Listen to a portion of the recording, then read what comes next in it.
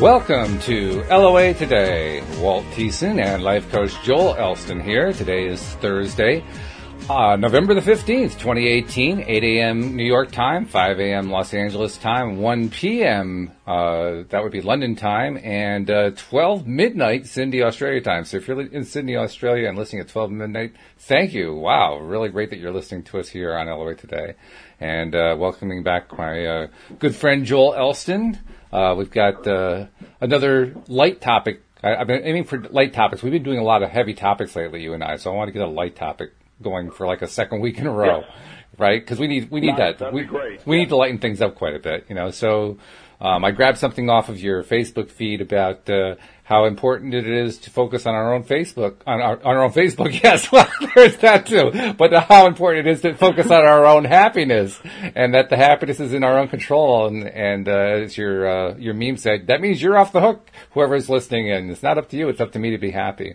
And, you know, that's a key concept that makes the law of attraction work best in our lives. But, one question I got to ask you, where do you get all your memes from? I mean, it's like you have this endless supply of them that you publish on your page. And that's one of the latest good ones. But where the heck do you get them from? My goodness.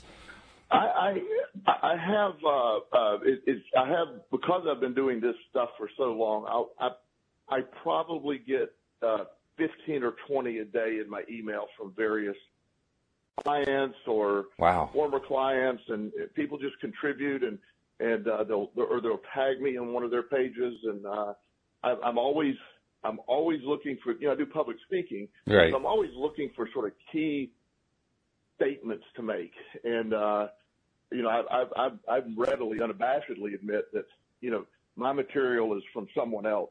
I might combine a bunch of material, but I don't claim to be the creator of this. I'm a student of this, and I'll share that information. So I do everything from researching back in the day, you know, way back in, you know, way back in ancient China and just sort of the old philosophers in Greece and everything from the new philosophers. So I'm always looking.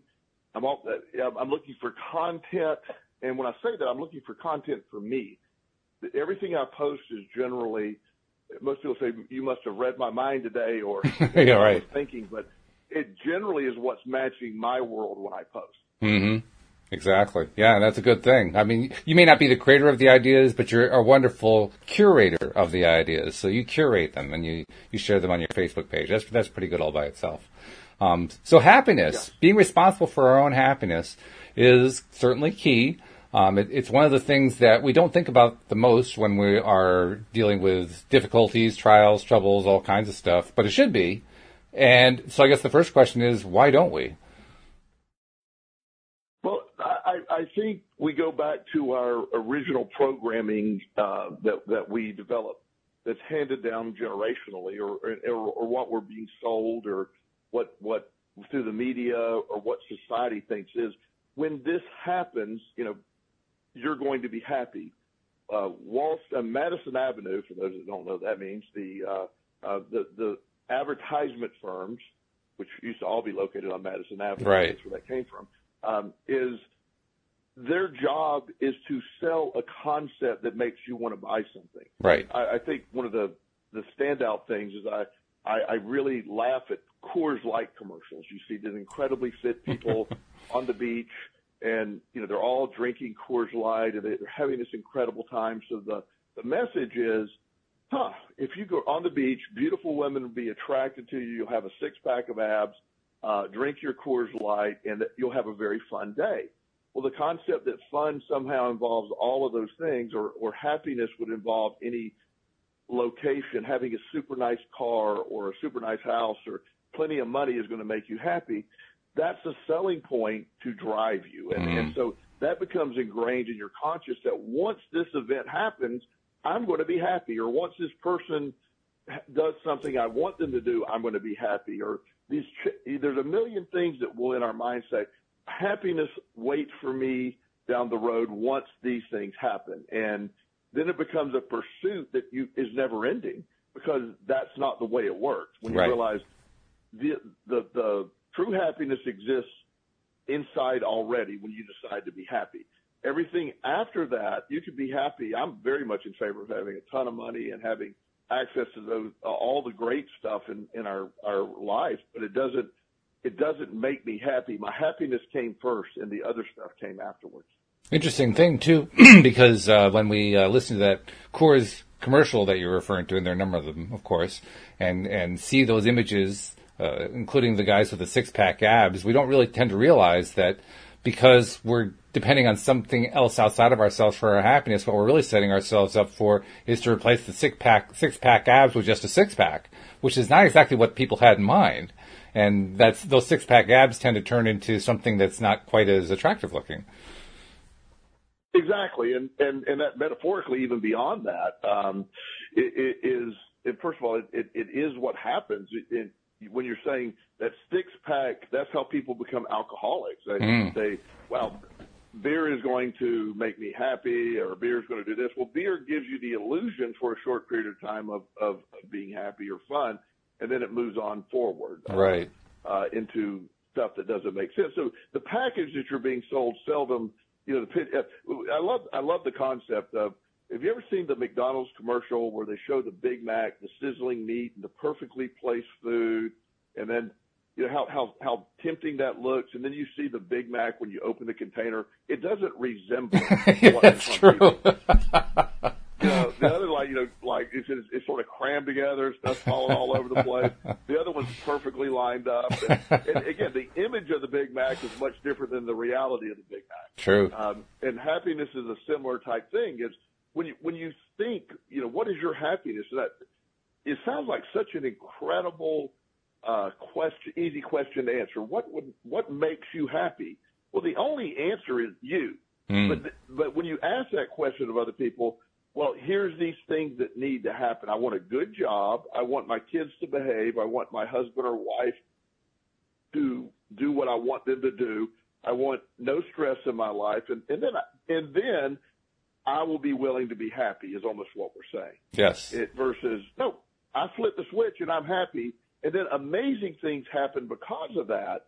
But that's not the conduit that we see. We're ingrained, we're ingrained to believe that you're not happy and stuff or things or situations will make you happy, and then everything, that's where the training comes in.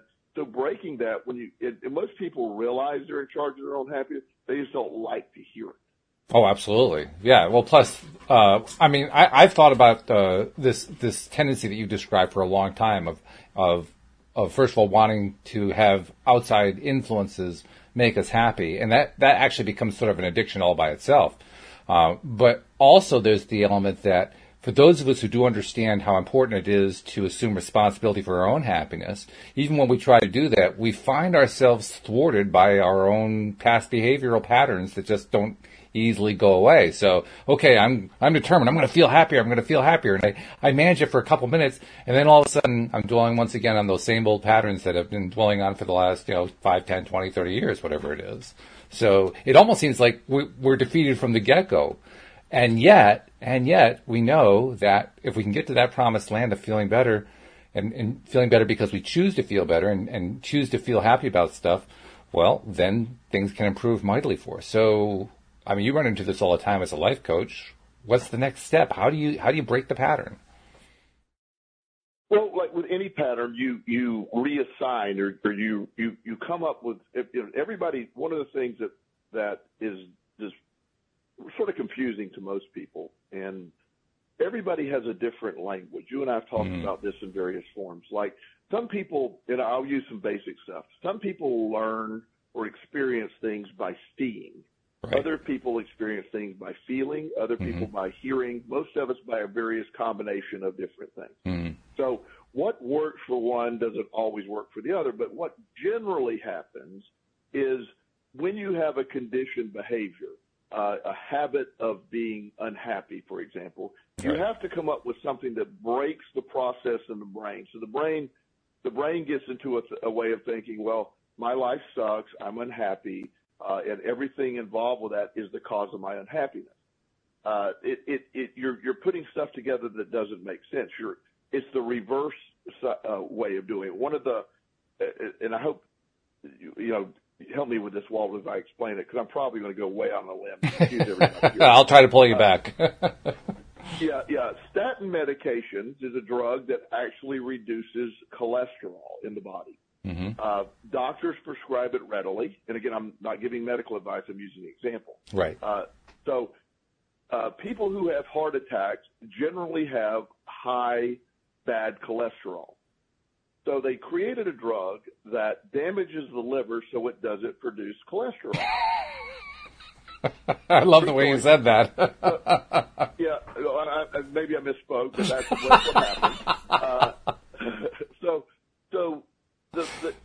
This drug effectively reduces cholesterol. So, assuming that reduced cholesterol, because everyone who has a heart attack or most people who have heart attacks have high bad cholesterol. So you would assume that reducing the cholesterol. If you really do the research, there's no correlation. The amount of heart attack, yes, it effectively reduces your cholesterol, and it doesn't reduce the number of heart attacks. So what's that about? So it's the same thing when we're thinking about happiness. The idea that money is going to make me happy, and that's usually the key. Most people feel unhappiness because they feel they lack what other people have or the alternatives or the options that other people have. Right. And so they feel an incongruence with if I had money to go do what I wanted to do, then I would be happy, clearly. So they start the pursuit of money, mm-hmm. and then the pursuit of money never leads to happiness. Right. It just doesn't. You're putting together illogical things, but it seems so logical. Like the researchers will reduce that cholesterol, and then the heart attacks will go away. Yeah. No, they didn't. We did reduce the cholesterol, but shockingly, that didn't seem to have that effect that we wanted it to have. And then when we go back to this other side of happiness, money, the I deal with people often of great wealth, and it's almost mind-boggling sometimes. I used to think somebody having $10 million was a wealthy person until I started working with people who had $1 billion. and so you're working with people who have hundreds and hundreds of millions of dollars, but they're equally, if not more, unhappy because at least the person who has no money has a simple belief that some money will make me happy. The people who have $150 million, they're like, wow, now what do I do? And the answer to both is the same. You find happiness within you, and then life becomes happy. Some of the happiest times of my life were some of the poorest times of my life. And I didn't realize that for years, that I was actually more fulfilled when I didn't have anything and I was building my life back. So I equate that to the struggle that I often talk about. I've changed my perspective of struggle. I love struggle. It's invigorating. It makes me stronger. And so life itself with happiness to me is a struggle, not the struggle that most people would say. I love to struggle. So I feel alive when there's a challenge. I like to be building new things. I like to help companies who are struggling turn things around. And those are things that I enjoy doing. I like to take on the task. I'm the person who believes, like, for example, if you were to say and I know you're a baseball fan, Walt, but I'll break it down simple, a football analogy. There's a really good team called the New England Patriots. Mm-hmm. I'm being facetious because that's, you know who they are. So they have a coach, Bill Belichick. Bill Belichick is an incredibly successful coach for the New England Patriots. And then traditionally, even though this year they're a little better, the worst team in the NFL is traditionally the Cleveland Browns. Mm. Many will argue this year it's the Oakland Raiders, but either way, they're bad teams. Well, I look at, if somebody said, Joel, you get to be a coach of any NFL team you want, I look at the Oakland or the Cleveland job as the best job. Mm. There's more work. What are you going to do with the Patriots? It's like coaching Michael Jordan in basketball. What do you do? Well, Michael, shoot the ball. Whatever you want to do, Michael. I mean, anybody can coach Michael Jordan. Just go win the game, and that looks great. But taking a team that doesn't have Michael Jordan and winning the championship, well, that's a whole different story. Mm. And so the idea that finding what gets you going. The reason you get up every day and feeling life and really being happy about what you have invites so much more things to be happy about. That's the exciting piece. your health gets better. We had an email from a gentleman a few weeks ago that we talked about on the air, and he magnificently framed it for us, where he was talking about he's a practitioner of the law of attraction, and he loves the concept, and his life is so much better. His health has improved. But the one area that he got into the law of attraction about is what he was focused on is not any better. And then he answered his own question, like, maybe that's the problem. Because our focus is we get stuck. I could just want to be happy, or I just wish everybody would behave the way I'd want them to behave. I'm often working with families, and they're in my situation, in my job, I deal with a lot of people with addiction. Right. And when the parents of these young men and women, when they really get stressed, they get into a place of, I just want my son or daughter to do this, and then I will be okay. And I try to work with them separately and say, addiction is going to take its course with your son or daughter, however it's going to take it. You're not in control of that. You didn't create it. You can't control it. However, your happiness and fulfillment, it's two separate things. I almost always refer out the parent to another therapist or life coach or someone who can help the parent get to where they need to be, because they don't understand that their inclination with, I want my son to be happy or my daughter to be happy. That will make me happy. But often with an addict, them being happy requires them to be practicing their addiction. So you get an enablement process that goes on. And so breaking that understanding that happiness is the easiest thing to obtain. It's the easiest gift we have. It simply involves the process of saying, I'm happy, and doing it. Yeah. And yet simultaneously, it is the hardest thing to do, because we have an image of what it looks like that is not what real happiness is about. And that's where it gets so incongruent or opposite, because it's like it's easy, but yet it's probably the most difficult thing to obtain. One of the things that you said early on there had to do with people who have oodles of money, huge amounts of money, not being happy. And I can just imagine a bunch of people, like right now we're live streaming this as we record it to the Law of Attraction Changed My Life group on Facebook. And I've seen lots of posts like this. I can just imagine people saying, well, if I had $150 million, I could promise you this, I'd be happy. I'd be doing great, but I can't seem to get there. The money just doesn't come from me. That's why I'm not happy. And I mean, you and I think, can easily see what's going on there, but lay it out for people. What's going on with that thinking process that's working against the person who's thinking that way?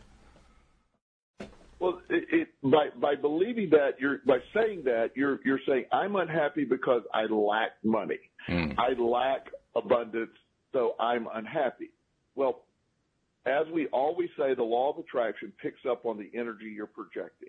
So what the narrative you just given the law, I lack money and I'm unhappy. It doesn't care that you're connecting the two, but I lack money and I'm unhappy. So the law of attraction says, let's fulfill this guy's order of unhappiness and more lack. And that's what you keep getting. And then you get more unhappy and you get more lack, and then you're equating the two.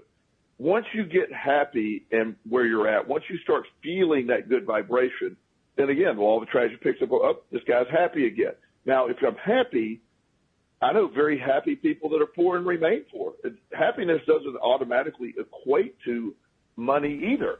It's understanding that I know people that are happy and are fearful of money, and they continue to, they don't particularly want it, but they don't like the fact that they're lacking money. However, they get very simply involved in, I can accept this. I can accept my position the way I am.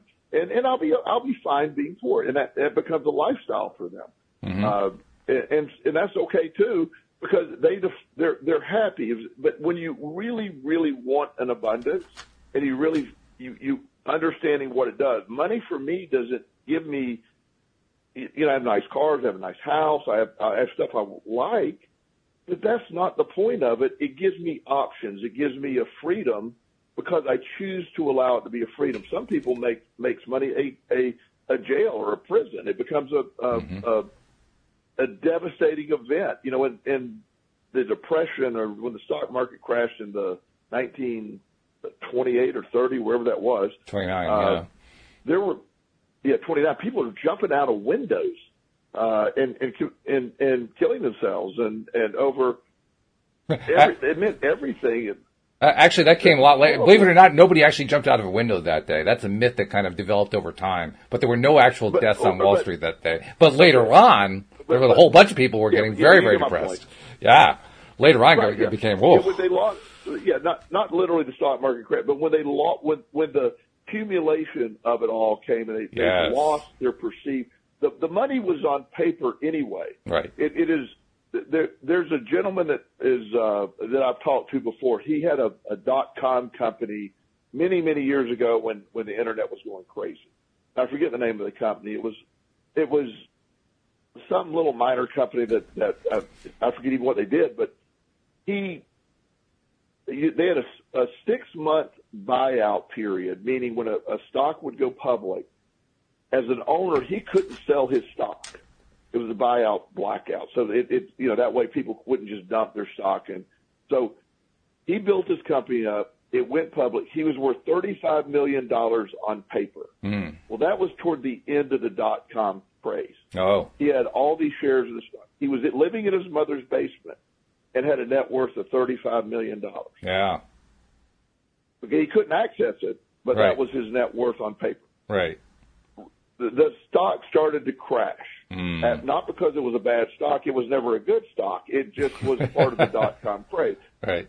When everything started falling apart, the company had no value. They never turned a profit, had very little potential of turning a profit. And when the 6-month period ended, he was worth zero. Mm. Now, he had a great attitude about it. I didn't lose anything, but I never had anything. Mm-hmm. And so he went on and actually became very successful, and his concept with another company, he did really well, and he's still in the IT field, but doing really well. I think he actually ended up with Amazon and did okay with them. Yeah. But within that context, he lost everything. How he chose to look at it, it didn't destroy him, because people said, God, he lost $35 million. And he's like, no, I never had it. I never. It was never, and I love the ability to see that. I love the ability for people to because again, he never lost his happiness because of that. Right. Now there are also, this is something I actually saw today, and this is an ongoing meme, not so much in this group, but I see it more in another law of attraction group. People are, and it's not a huge number, but it's a significant number of people, young people, are obsessed with getting exes back. They were involved with somebody, the relationship broke up, and they're obsessed with getting that person back. That person was the perfect person for me. And they're constantly posting, how can I get this person back, and so forth. And they've gotten some pushback from people saying, you keep coming out with that viewpoint of lack, it's not going to work, or, maybe you should be looking at somebody else anyway, because if that one didn't work out, it probably means there's somebody better coming down the line. But some of them get really, really upset about that. And one person, actually, she posted a rant basically condemning anybody who would even conceive of the idea of saying, no, you're not, it's not a good idea to do that. You should be looking at other options and considering all other alternatives. And her response was, you can attract anything you want in your life. If you want to attract your ex back, you can attract your ex back, and so forth. I get so sick and tired of all these posts and memes claiming that you can't get your ex back. And I looked at that and I said to myself, well, I wonder how that's working out for her. But, you clearly, see, I mean, it's like so obvious, but, when you're in the middle of that, that's a tough thing to kind of break the pattern on, right? And clearly she's having a hard time breaking that pattern. How do you break the pattern when you don't know how to break the pattern? Well, and when, one of the basis of and Abraham Hicks, one of their videos talks greatly about this, and even it's mentioned in the book, The Secret, you can attract your life back, but you can't out-attract another person's life back. I know that sounds incongruent, but I'll go there with it. Like the idea that, I can attract what I want, but I, at the same time, have another person attracting what they want. And you can't force a situation like that. and and this one person who's on the rant is obviously just so obsessed and view a huge lack because that one person's missing. There's zero chance of that person ever coming back. Not because it's not possible, but because it's simply a ridiculous mindset that I'm going to somehow magically make another person want me. It's I deal with a lot of teenagers and a lot of times they get really stuck in relationship issues. And I had this one young man not too long ago that he called his girlfriend of a long time, and I mean she called him and said, "I'm breaking up." I think she actually did it by text, and so he then texted me and said, I don't know what to do. And I said, take a deep breath. We'll talk about it. We had a session scheduled the next day. Well, I then get a text from her saying, I'll call him Joe. Joe just threatened to kill himself if I didn't come back. Oh, wow. And so I called Joe and I said, Joe, do you think that made you more attractive to her or less attractive to her? Let's just go out on a limb here. Now, which one do you think it is? Are you more attractive to this young lady that you just threatened? Oh, I love a man that threatens to kill himself. Not really a place to be. Versus understand, and so he did a really good job. We spent some time fixing it all up, and he's accepting, he's moving on. But the idea that there's an influence of, because the other person is attracting what they want or what they need. And I'm sure somebody's not attracted. I need a really needy person who is desperate to have me back. But that's not what they're seeking, but yet that's what you are when you're doing that. That's so just understanding that. I was just going to say that's true. That's not normally on the top 10 list of things that you're looking for in qualities and in a mate that you're trying to attract. Somebody who desperately needs me is going to die if they don't get me. Like, that's usually not top 10. Right. And that's so great that we can see that, because when you're trying to attract what you want, it isn't like you're attracting someone else's what they're trying to. You can't magically say, "Oh yes, the energy I'm putting out there, I desperately want you back." Well, that has the total reverse effect of what we're trying to do. And I know that as I've gone forward in my life with people and past relationships, and I can see where I put myself in a position of that person could make me happy or not make me happy. And I will never be able to be happy. It sounds like a lot of these people that say this, they have a belief that they can never be happy without that person in their life.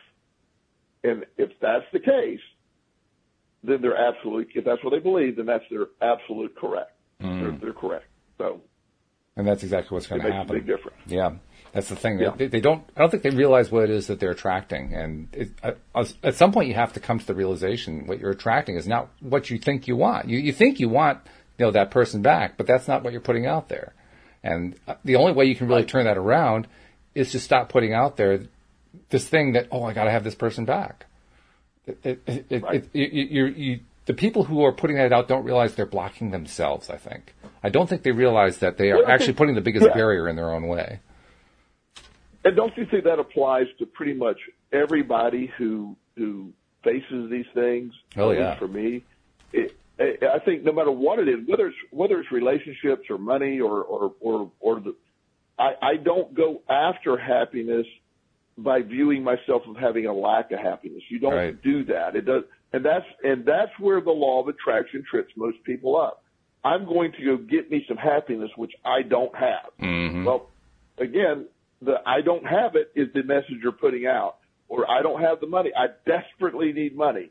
So again, the issue is, this guy must really enjoy desperately needing money. So let's keep giving that vibe to him. And that's what's picked up on. That's a check you're writing with that emotion. And that, like our emailer that we mentioned, because he was pricing law, the areas of his life that he didn't view a lack in became so much better. Right. They were incredible. He lost a lot of weight. He got off medication. It was like, wow, I'm not even trying to do that. The stuff he was trying to do was eluding him. So and that's the whole point. Yeah, so wouldn't it be cool then if the people who are so obsessed about getting the X back were to start posting things like, you know what, regardless of whether the X comes back or not, I'm going to be happy anyway. Well, that would be, first of all, it'd be a refreshing change of pace, to have those kinds of posts coming out. But secondly, they'd actually be more successful. I don't know if they'd necessarily get the X back, but they would find the right person in their life a whole lot quicker if they approach the whole situation that way, saying, you know what, I feel good about myself. I'm actually a good person. And, that's going to be true regardless of whether or not he or she comes back to me.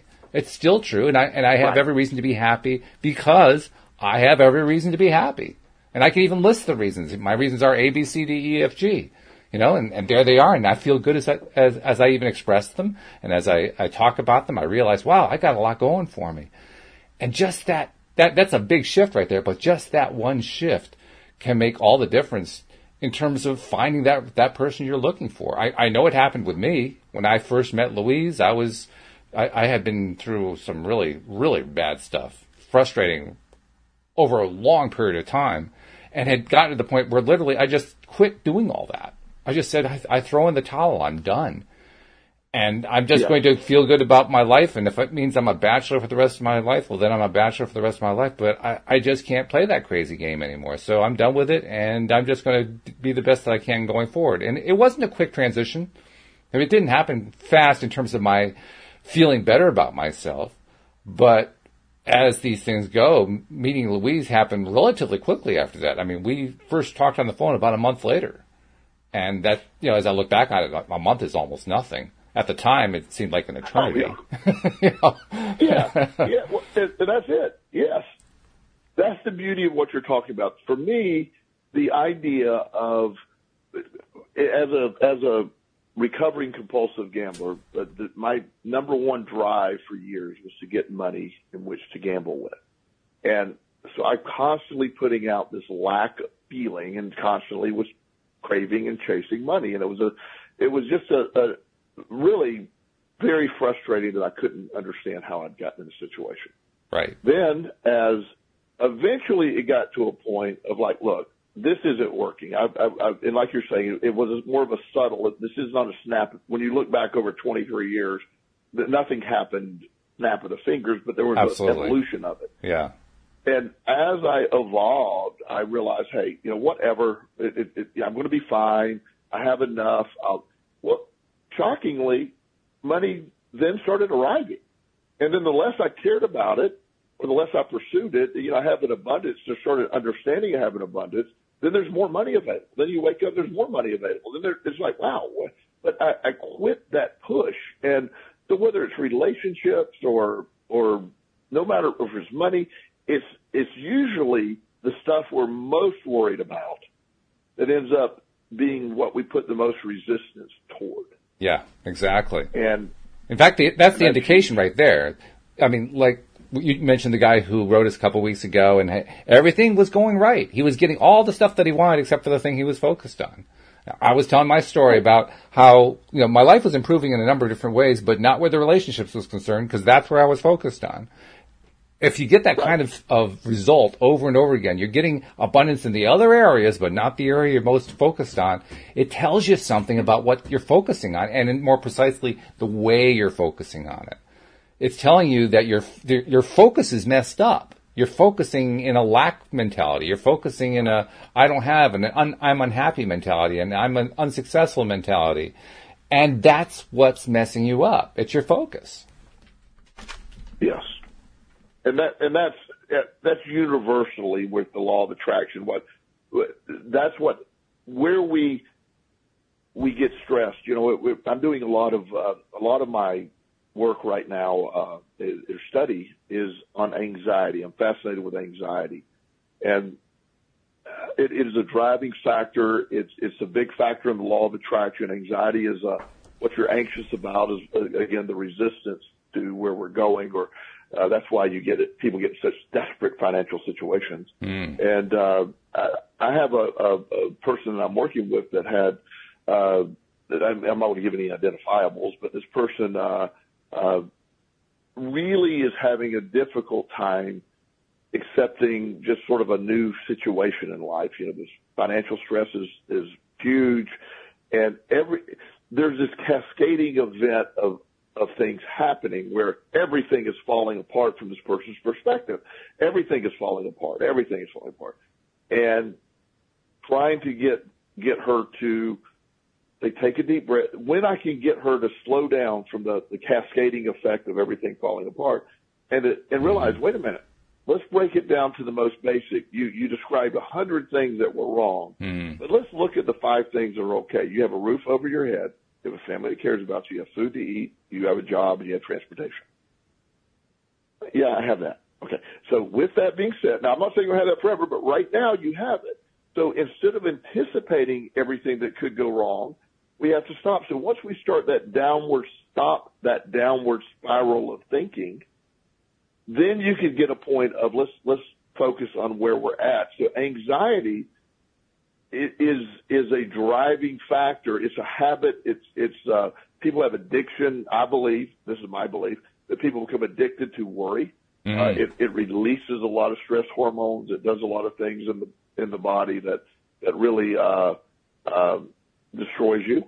And if you can stop with that downward spiral and stop with that thinking, you have a chance of rebuilding and rebooting and then getting things away. But this young lady that I'm working with, she'll have these huge awakenings, but they usually come after a total meltdown. And then she keeps accepting her new reality. Then things get better. Then she has a meltdown. And I see it. And she's starting to realize that the meltdowns aren't necessary. They're just conditioned. And so when we get unhappy, being unhappy is conditioned. It is, we weren't placed on the planet to worry and suffer. It's not why we were here. But yet somehow that's become our thing. And then, I'm not getting off into a political rant, but, politics requires so much fear-based stuff that you hear them say, there's this huge caravan of horrible people coming to invade our country, and you must vote this certain way to keep it there. Well, people are really believing that the reality is not what's being sold. It's a different scenario than what it is. But yet we're fear is the key there. Right. So if I can get you fearful, let's not be happy about it. Right now, the stock market is doing incredible. Stock market not so much, but the economy is doing incredibly well right now. Unemployment is its lowest rate. If we could focus on things that are really good, things are pretty good right now. Overall, on the world stage, I mean, it doesn't seem like things are that really bad. I mean, compared to where we're at. So if we could focus on what's really good right now, we have plenty. But yet, it's a much easier package to sell when you're focused on lack or fear, or because those things hit your safety. I want to make you feel unsafe, and then you're unhappy and will live a fear-based existence.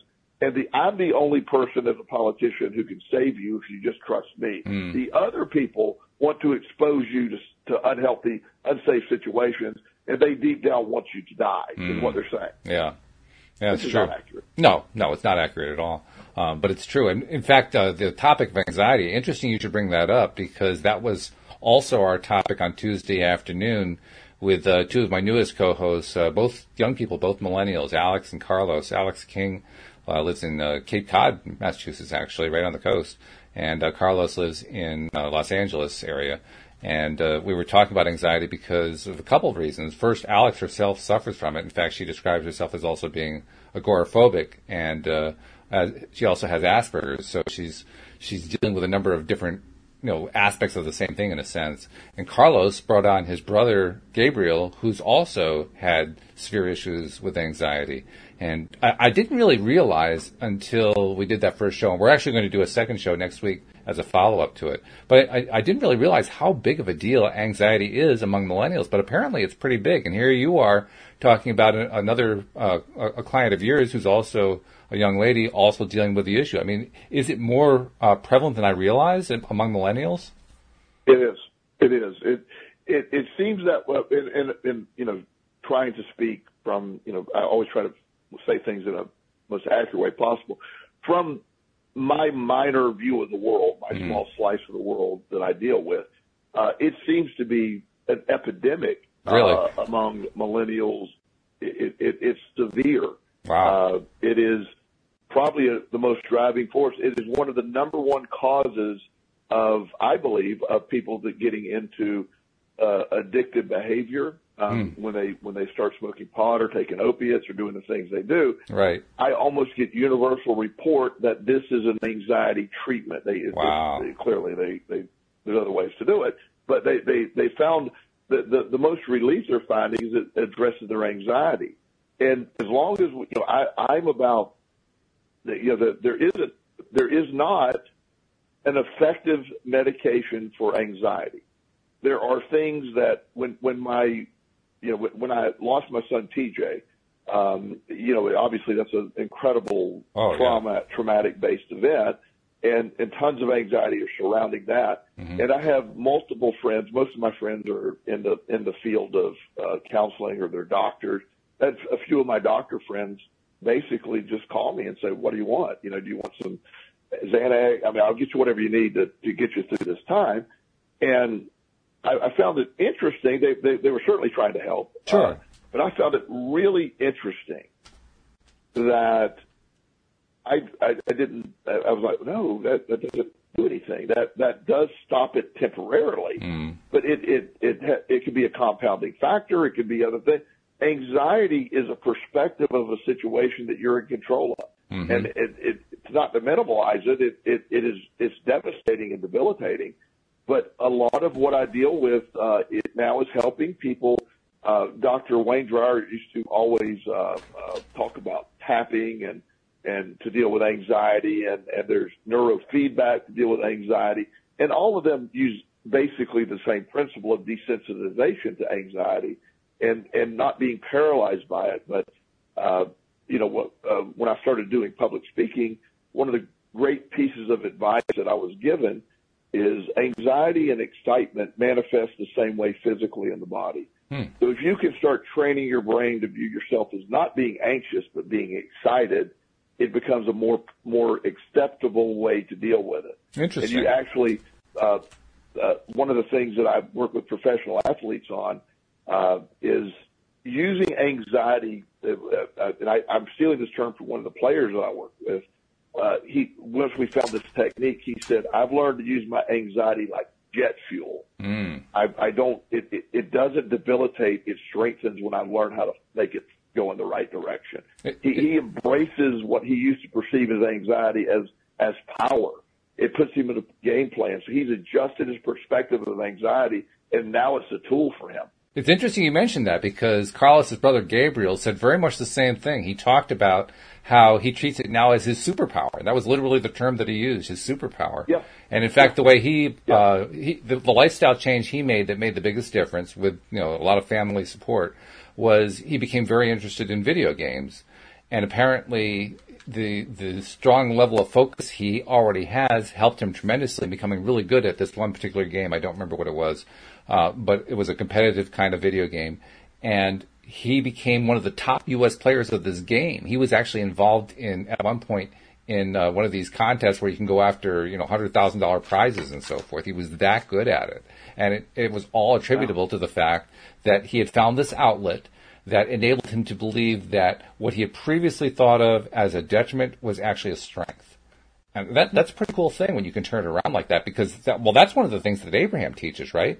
Abraham Hicks teaches that you want to try to find a way to pivot the way that you look at whatever the thing is that you're looking at. If you can pivot it from something that doesn't feel good to something that does feel good, you're going to shift not only your perspective, but you're going to shift your results. Yes. And the big blow up from all of this, and I'm really excited you guys are doing that topic, because we have a belief that, people say, well, try hard not to be anxious. Well, again, law of attraction is like, all law of attraction here is anxious, anxious, anxious. And so it feeds back on that, not to, or try hard not to. Right. What you do is you for me, I don't suffer there was a period of time when anxiety was devastating for me. It doesn't do anything to me anymore. I've controlled it. And again, if I find myself feeling anxious about a topic, I go to the topic. I go, what is it? What is causing this stress? What am I fearing? There's always going to be a fear base to it. It's not a logical fear, obviously. So what is going on? And I can almost always immediately identify what it is and be able to say, okay, I'm actually excited. If your anxiety is based on the concept of what is going to go wrong or the stress attached to that, of what's going to go wrong. You're looking at, I'm worried that this is going to happen, or I can't. 1 month from today, I will not be able to pay my mortgage payment. Well, and also from what Alex and from Gabriel, from what they were telling me last week, sometimes it doesn't even have a deliberate focus. It's just sort of a general fear of they don't even know what it is. In Gabriel's case, it was like he was in school and his fear was he wouldn't be able to keep up because he was getting all this stuff and he didn't even know how to organize his mind about it. So he just kind of shut down. He just kind of couldn't handle it. Well, but the fear is not being able to. There's always a thing, even though it feels because there's a term called generalized anxiety disorder. But there's always a thing of what you can't always identify it. That's accurate. Mm-hmm. But if you could ever get to the point of dissecting it, like say, I'm getting all this information, I can't do it, so I'm just overwhelmed. The anxiety of being overwhelmed, the anxiety of the unknown. There could be, and then versus what could go, what is this about? Mm-hmm. Just by dissecting or trying to identify let me be able to, and that's where learning your own inner dialogue and being able to say, where did this come from? When I have irrational thoughts or fears, again, doesn't happen often. I will have, more than anything, I'll have them in a dream. And then I get frustrated with myself in the dream because I know it's a dream, but yet I'm still feeling, it's very weird. I'm actually having arguments with myself in the dream. Like, this is stupid.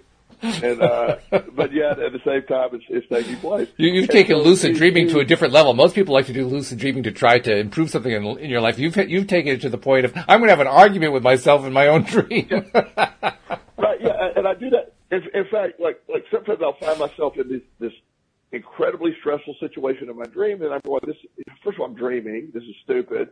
Not doing it. And then I immediately wake up, and instead of like, oh my God, and I'm like, okay, yeah, that was right. And I've learned to just be able to dismiss it and not even get stuck on it, anymore. But there was a time where I was just worried about being worried. I was anxious about being anxious. I was anxious about, whatever was going to happen because I just conditioned myself to awfulizing every scenario where my life was terrible. But when you're happy, try to be anxious and happy at the same time.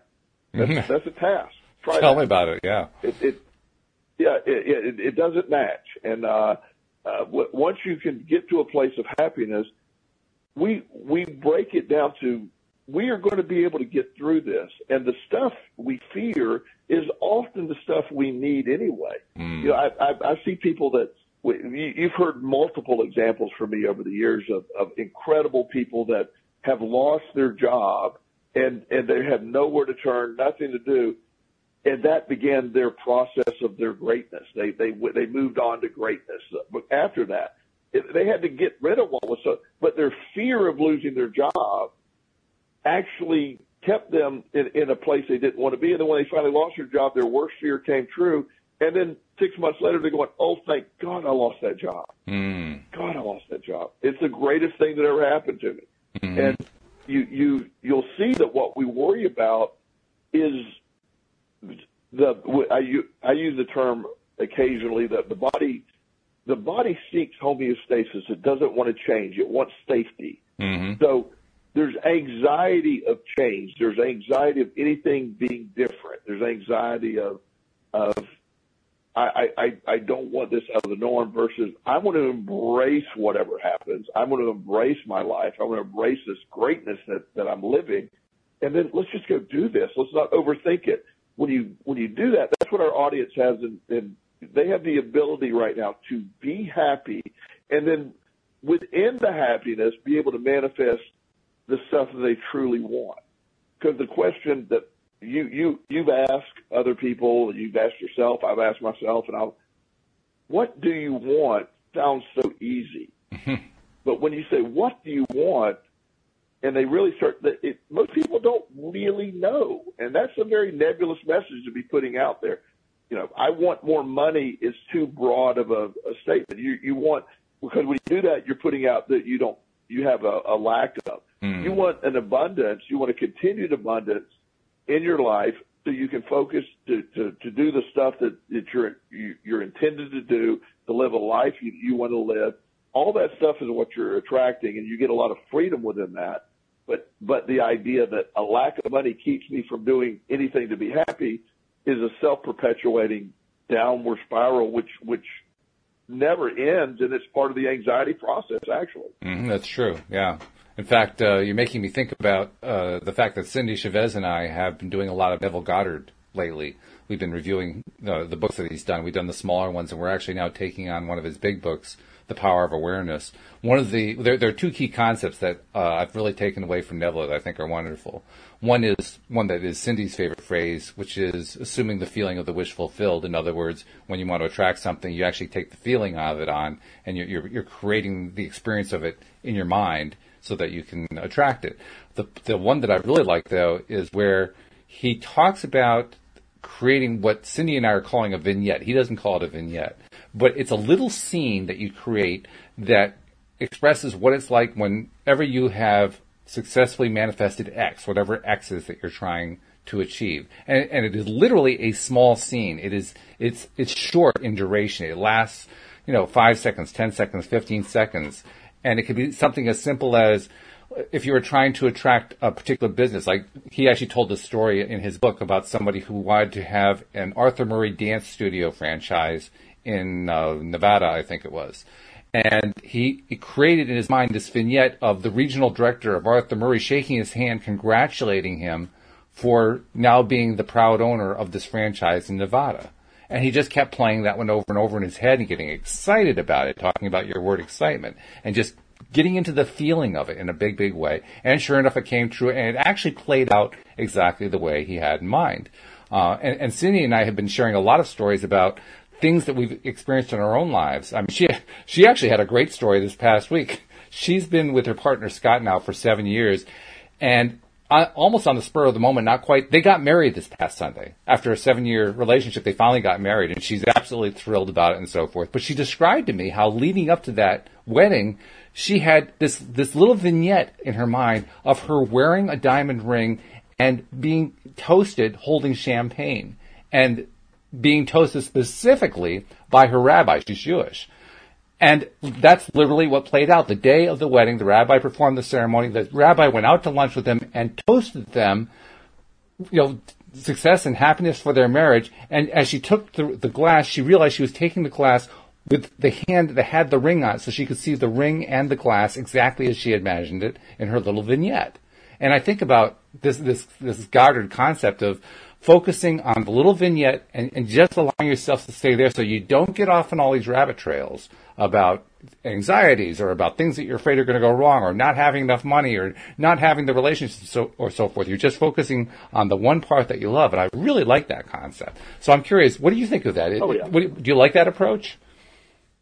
Oh, of course. That is one of the I've shared before, and I'm not share it again today because I got another direction to go. But how I envisioned a treatment center that I wanted, and how I manifested that entire treatment center. Mm-hmm. And I literally had pictures of that, and the detail that Cindy's talking about. By the way, Cindy's awesome, and she's really grasped this concept. But absolutely, that's what the law of attraction is looking for. Is they're looking for these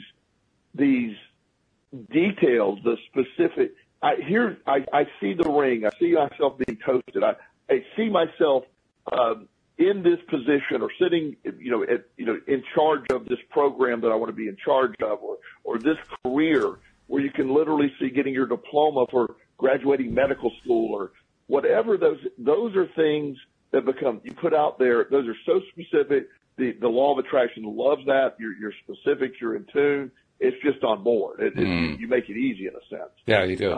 But you've got to really believe it at the same time. You know, it doesn't do any good to put a picture of $1 billion out there because you're not really believing that.